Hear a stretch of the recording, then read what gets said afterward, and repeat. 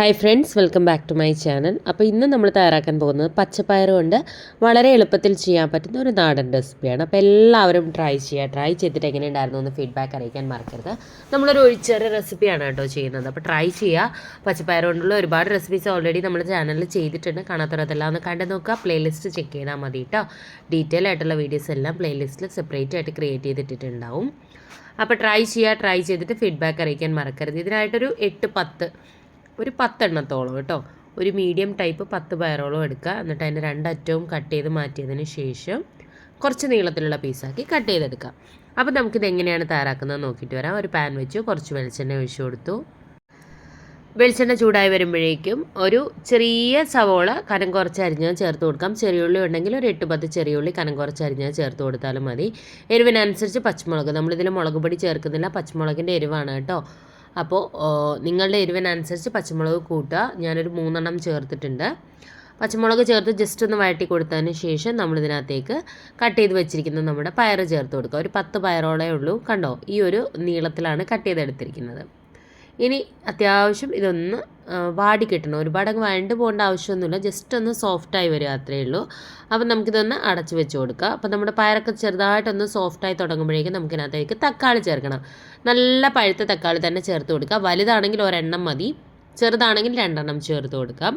അപ്പോൾ 2 നല്ല പഴുത്ത തക്കാളി, ചെറിയ തക്കാളിയാണ്, അതുകൂടി ഞാനിതിലേക്ക് ചേർത്ത് കൊടുത്തു. മീഡിയം ടൈപ്പ് തക്കാളിയൊക്കെ ആണെങ്കിൽ ഒരു 1.5 തക്കാളിയൊക്കെ ചേർക്കാം കേട്ടോ. തക്കാളി ചേർത്ത് നന്നായിട്ട് വഴറ്റിയെടുക്കാം. തക്കാളിയൊക്കെ ഒന്ന് സോഫ്റ്റായി വരട്ടെ.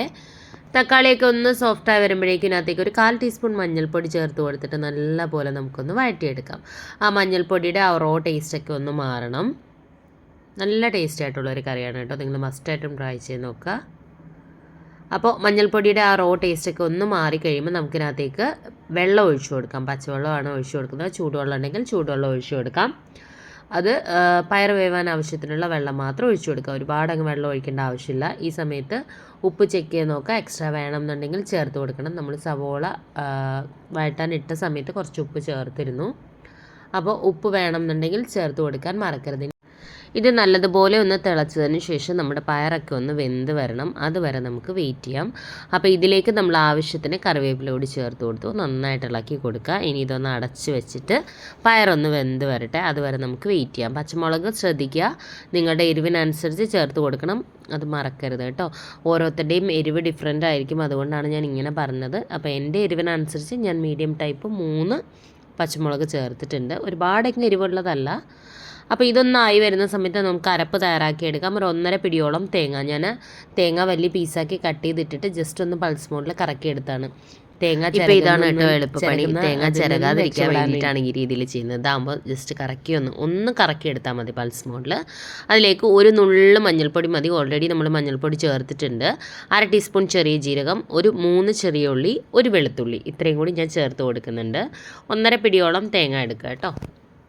ഒരു വെളുത്തുള്ളി കൂടി ചേർത്തു. മഞ്ഞൾപ്പൊടി സ്വല്പം ചേർത്താൽ മതിയാവും, ഒരു കളറിന് വേണ്ടിയിട്ട് മാത്രം. ഓൾറെഡി നമ്മൾ ചേർത്തിട്ടുണ്ട്. ഇനി കുറച്ച് വെള്ളം കൂടി ഒഴിച്ചിട്ട് നല്ല ഫൈനായിട്ട് അതൊന്ന് അരച്ച് കൊണ്ടുവരാം. അപ്പം എന്താ നമ്മുടെ പയറൊക്കെ നന്നായിട്ട് വെന്തിട്ടുണ്ട്, നല്ല സോഫ്റ്റായി വന്നിട്ടുണ്ട്. പയറങ്ങ് ഒരുപാട് കുഴഞ്ഞു പോരുത് കേട്ടോ, ഉടഞ്ഞു പോരുത്, അത് പ്രത്യേകം ശ്രദ്ധിക്കുക. എന്നാൽ നന്നായി വേവുകയും വേണം. ഓക്കെ, ഇപ്പോൾ ഇതൊന്ന് തിളച്ച് വരട്ടെ.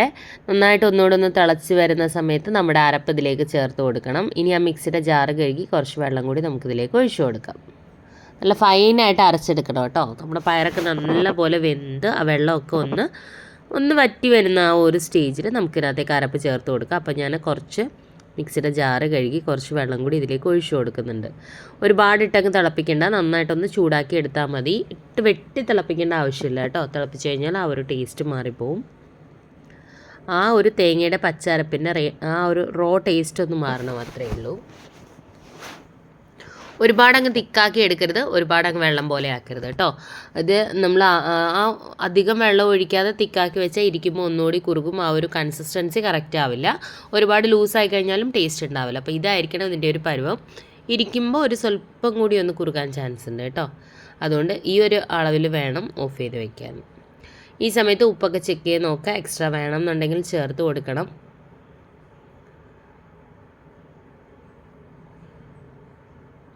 ഇനി മതിയാവും. ഇനി നമുക്ക് ഫ്ലെയിം ഓഫ് ചെയ്ത് കൊടുക്കാം. ഒരുപാടിട്ട് തിളപ്പിച്ചെടുക്കരുത്. നല്ല പോലെ ഒന്ന് ചൂടായി കഴിയുമ്പോൾ ഫ്ലെയിം ഓഫ് ചെയ്ത് കൊടുക്കാം. അപ്പോൾ ഇത് മതിയാവും. ഞാൻ ഫ്ലെയിം ഓഫ് ചെയ്ത് കൊടുക്കുകയാണ്. ഓഫ് ചെയ്യുന്നതിന് മുമ്പ് ഉപ്പും എരിവും ഒക്കെ ചെക്ക് ചെയ്ത് നോക്കാൻ മറക്കരുത്. ഓഫ് ചെയ്തതിന് ശേഷം നമുക്കിത് മാറ്റി വയ്ക്കാം. ഇതിനകത്തേക്ക് കുറച്ച് കാര്യങ്ങളൂടെ ഉണ്ട്. നമുക്കിതിനകത്തേക്ക് താളിച്ചൊഴിക്കേണ്ടതായിട്ടുണ്ട്. അപ്പോൾ വെളിച്ചെണ്ണയിൽ തന്നെ താളിച്ചെടുക്കുക, അതാണ് കൂടുതൽ ടേസ്റ്റ്. അപ്പോൾ ഇതൊന്ന് ഓഫ് ചെയ്തിട്ടുണ്ട്, മാറ്റി വയ്ക്കുകയാണ്. ഒരു പാൻ വെച്ചു, കുറച്ച് വെളിച്ചെണ്ണ ഒഴിച്ചു കൊടുത്തു. വെളിച്ചെണ്ണ ചൂടാകുമ്പോഴേക്കും കുറച്ച് കടുകിട്ടൊന്ന് പൊട്ടിക്കാം. കടുക് പൊട്ടി വരുമ്പോഴേക്കും ഒരു 5-6 ചെറിയ ഉള്ളി കനം കുറച്ച് വട്ടത്തിലരിഞ്ഞ് നമുക്കിതിലേക്ക് ചേർത്ത് കൊടുത്തിട്ട് മൂപ്പിച്ചെടുക്കാം. അതുപോലെ തന്നെ വറ്റൽമുളക് ചേർക്കണം. വറ്റൽമുളക് എപ്പോഴും ചെറിയ ഉള്ളി മൂത്ത് വരുമ്പോൾ മാത്രം ചേർത്ത് കൊടുക്കുക. അപ്പോൾ ഉള്ളി ഒന്ന് മൂപ്പിച്ചെടുക്കണം. ഉള്ളി അത്യാവശ്യം നന്നായിട്ടൊരു ഗോൾഡൻ കളറായി വരുമ്പോൾ 2 വറ്റൽമുളക് 2ആയിട്ട് കട്ട് ചെയ്ത് കൂടി ഇതിനകത്തേക്ക് ഇട്ടതിന് ശേഷം താളിച്ചൊഴിച്ച് കൊടുക്കാം. നന്നായിട്ടൊന്ന് മൂത്ത് വരട്ടെ. ഫ്ലെയിം കുറച്ച് വെച്ചിട്ട് മൂപ്പിച്ചെടുക്കുക. അപ്പോൾ 2 വറ്റൽമുളക് കൂടി ഇട്ട് മൂത്ത് കഴിയുമ്പോൾ നമുക്ക് ആ താളിപ്പ് കറിയിലേക്ക് ഒഴിച്ചു കൊടുക്കാം. ഉള്ളി ഇല്ലാതെയും ചെയ്യാം, പക്ഷേ ഉള്ളി ചേർത്തിട്ട് താളിച്ചെടുക്കുമ്പോൾ നല്ലൊരു സ്വാദാണ് കേട്ടോ. മസ്റ്റായിട്ടും ട്രൈ ചെയ്യുക. നല്ല ടേസ്റ്റ് ആയിട്ടുള്ള റെസിപ്പിയാണ്. ട്രൈ ചെയ്യാൻ മറക്കരുത്. ഉറപ്പായിട്ട് നിങ്ങൾക്ക് ഇഷ്ടപ്പെടുന്നതാണ് കേട്ടോ. ട്രൈ ചെയ്തിട്ട് എങ്ങനെ ഉണ്ടായിരുന്നു എന്ന് ഫീഡ്ബാക്ക് അറിയിക്കാൻ മറക്കരുത്. ഇതുപോലെയുള്ള റെസിപ്പീസൊക്കെ ഇഷ്ടമാകുന്ന ഫ്രണ്ട്സിനും ഫാമിലിയിലും ഒക്കെ ഉള്ളവരുണ്ടെന്നുണ്ടെങ്കിൽ വീഡിയോസ് ഒന്ന് ഷെയർ ചെയ്ത് കൊടുക്കണേ. ചാനൽ ഒന്ന് സപ്പോർട്ട് ചെയ്യാൻ പറയുക. അതുപോലെ ഞാൻ പറഞ്ഞ ഒരുപാട് ഓരോന്നിനെയും പറ്റിയുള്ള നമ്മൾ ഇതുവരെ ഇട്ടിരിക്കുന്ന എല്ലാ വീഡിയോസും സെപ്പറേറ്റ് ആയിട്ട് നമ്മൾ പ്ലേലിസ്റ്റ് ക്രിയേറ്റ് ചെയ്തിട്ടുണ്ടാകും. ഇപ്പോൾ പച്ചപ്പയറാണെന്നുണ്ടെങ്കിൽ പച്ചപ്പയർ റെസിപ്പീസ് എന്ന് പറഞ്ഞിട്ട് ഇതുവരെ പച്ചപ്പയർ കൊണ്ട് ഇട്ടിരിക്കുന്ന എല്ലാ വീഡിയോസിൻ്റെയും ലിങ്ക് ആ ഒരു പ്ലേലിസ്റ്റിൽ കൊടുത്തിരിക്കും. അതുപോലെ തന്നെ തക്കാളി കൊണ്ടുള്ള ഒരുപാട് ഒഴിച്ചുകറി റെസിപ്പീസും ഒരുപാട് റെസിപ്പീസ് നമ്മൾ ചെയ്തിട്ടുണ്ട്. തക്കാളി റെസിപ്പീസ് എന്ന് പറഞ്ഞിട്ട് സെപ്പറേറ്റ് ആയിട്ട് പ്ലേലിസ്റ്റ് ക്രിയേറ്റ് ചെയ്തിട്ടുണ്ടാവും. അതുപോലെ തന്നെ ഉച്ചയൂണ് റെസിപ്പീസ്, നാടൻ വെജിറ്റേറിയൻ ഊണ്, ഒരു 3-4 കൂട്ടം കറികളും ചേർത്തിട്ടുള്ള കോംബോ ആയിട്ടുള്ള ഊണ് റെസിപ്പീസ് ഒരു 10-40ഓളം വീഡിയോസ് നമ്മൾ ചെയ്തിട്ടുണ്ട്. കാണാത്തവർ അതെല്ലാം ഒന്ന് കണ്ടു നോക്കുക. പ്ലേലിസ്റ്റ് ചെക്ക് ചെയ്താൽ മതി. അതുപോലെ ഇതുവരെ ചാനൽ സബ്സ്ക്രൈബ് ചെയ്യാതെ വീഡിയോ കാണുന്ന ആരെങ്കിലും ഉണ്ടെങ്കിൽ ചാനൽ ഇഷ്ടമായിട്ടുണ്ടെങ്കിൽ ഒന്ന് സബ്സ്ക്രൈബ് ചെയ്തേക്കണേ. സബ്സ്ക്രൈബ് ബട്ടൺ പ്രസ് ചെയ്യുമ്പോൾ അടുത്തൊരു ബെൽ ഐക്കൺ വരും. ബെൽ ബട്ടൺ പ്രസ് ചെയ്യുക. 3 ഓപ്ഷൻസ് കാണിക്കും. ആദ്യം കാണുന്ന ഓൾ തന്നെ പ്രസ് ചെയ്യുക. എന്നാലേ ഞാൻ പുതിയ വീഡിയോസ് ഇടുമ്പോൾ നിങ്ങൾക്ക് അതിൻ്റെ നോട്ടിഫിക്കേഷൻ കിട്ടും. സബ്സ്ക്രൈബ് ചെയ്തുകൊണ്ട് മാത്രം ഞാൻ ഇടുന്ന പുതിയ വീഡിയോസിൻ്റെ നോട്ടിഫിക്കേഷൻ നിങ്ങൾക്ക് കിട്ടത്തില്ല. അതിനായിട്ടാണ് അടുത്തുള്ള ബെൽ ഐക്കൺ പ്രസ് ചെയ്ത് അതിൽ ആദ്യം കാണുന്ന ഓൾ തന്നെ പ്രസ് ചെയ്യാൻ പറയുന്നത് കേട്ടോ. അതുപോലെ ട്രൈ ചെയ്തിട്ട് ഫീഡ്ബാക്ക് അറിയിക്കണം. നിങ്ങളുടെ ഫീഡ്ബാക്ക് കാണുമ്പോഴാണ് മറ്റുള്ളവർക്ക് ട്രൈ ചെയ്യാനൊരു ഇൻട്രസ്റ്റ് വരിക. ഇഷ്ടമാകുന്ന ഫ്രണ്ട്സിനും ഫാമിലിക്കും ഇതുപോലെയുള്ള വീഡിയോസൊക്കെ ഇഷ്ടമാകുന്ന ഫ്രണ്ട്സിനും ഫാമിലിയൊക്കെ ഉണ്ടെങ്കിൽ വീഡിയോസ് ഒന്ന് ഷെയർ ചെയ്ത് കൊടുക്കണേ. ചാനലൊന്ന് സപ്പോർട്ട് ചെയ്യാൻ പറയുക. അതുപോലെ നേരത്തെ ഇട്ടിരിക്കുന്ന റെസിപ്പീസൊക്കെ കണ്ട് നോക്കുക, ട്രൈ ചെയ്ത് നോക്കുക. എന്തെങ്കിലും സജഷൻസ് ഒക്കെ ഉണ്ടെന്നുണ്ടെങ്കിൽ കമൻറ്റ് ബോക്സിൽ കമൻറ്റ് ചെയ്തിരുന്നാൽ മതി. അതുപോലെ എന്തെങ്കിലും ഡൗട്ട്സ് ഒക്കെ ഉണ്ടെന്നുണ്ടെങ്കിൽ കമൻറ്റ് ബോക്സിൽ കമൻറ്റ് ചെയ്താൽ റിപ്ലൈ തരുന്നതായിരിക്കും. അപ്പോൾ നോട്ടിഫിക്കേഷൻ കിട്ടാത്തവർ ജസ്റ്റ് ഒന്നുകൂടെ ഒന്ന് അൺസബ്സ്ക്രൈബ് ചെയ്യുന്നതിന് ശേഷം അഗെയിൻ സബ്സ്ക്രൈബ് ചെയ്തിട്ട് അടുത്തുള്ള ബെലൈക്കൺ പ്രസ് ചെയ്ത് ആദ്യം കാണുന്ന ഓൾ പ്രസ് ചെയ്യാൻ മറക്കരുത്. ഇതുവരെ നോട്ടിഫിക്കേഷൻ കിട്ടാത്തവർ ഒന്നുകൂടെ ഒന്ന് അൺസബ്സ്ക്രൈബ് ചെയ്തതിന് ശേഷം ചെയ്താൽ മതിയാകും. പുതിയൊരു റെസിപ്പിയുമായിട്ട് നമുക്ക് വീണ്ടും കാണാം. Thank you friends. Thank you for watching.